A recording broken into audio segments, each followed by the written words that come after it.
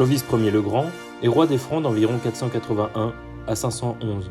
Aux alentours de l'année 465, au sein du royaume des Francs saliens. Il est le fils du roi Childéric Ier et de la reine Basine. Il succède à son père au trône vers 481. Il n'est alors qu'un petit roi franc parmi d'autres.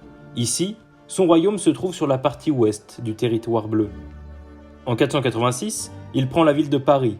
Il rencontre alors Sainte Geneviève et il est pris d'admiration pour elle. Il est alors protecteur des chrétiens. La même année, il se lance à la conquête du royaume romano-barbare de Syagrius, lui-même fils d'Aegidius. Il correspond globalement à l'actuelle Normandie.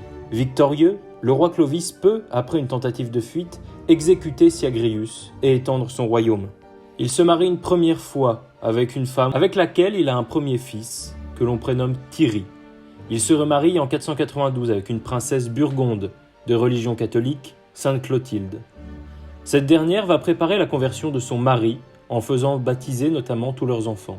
En 496, Clovis tourne son regard vers l'est, du côté des Alamans, qu'il ne tarde pas à envahir. Tout change à la bataille de Tolbiac. Alors que Clovis s'attendait à remporter la victoire, rien ne se passe comme prévu. Les Alamans semblent près de la victoire. Clovis s'écrie alors « Jésus-Christ, que Clotilde dit être le Fils du Dieu vivant, si vous me faites la grâce d'emporter la victoire sur ses ennemis, je croirai en vous, je me ferai baptiser en votre nom. » Peu après, les Alamans sont pris de panique et c'est la déroute générale. Clovis décide cette fois d'épargner les prisonniers. Il tient parole et cherche à se convertir.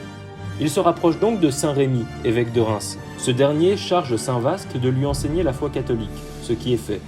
Le 25 décembre 96, Clovis est baptisé en la cathédrale de Reims par Saint Rémy. Le Saint-Crème n'arrivant pas jusqu'au Saint-Évêque, il est apporté par l'Esprit Saint, sous l'apparence d'une colombe blanche. Clovis était alors détenteur d'une bannière portant 3 crapauds dorés sur fond bleu. Selon la tradition, la Vierge Marie lui fait remplacer ces derniers par 3 fleurs de lys, symbole de pureté et de trinité. Après un échec en pays burgonde en 500, le roi Clovis part du côté de l'Aquitaine visigothique, qu'il soumet en 506 à la suite de la bataille de Vouillé, et tue même en duel le roi wisigoth Alaric II. De plus, il unit les tribus franques et soumet les Bretons, tout en leur laissant une indépendance relative. Le roi très chrétien fait de Paris sa capitale, fait des lois pour ses peuples et convoque un concile en 511, faisant officiellement de la France la fille aînée de l'Église catholique. Il meurt finalement le 27 novembre 511 à Paris.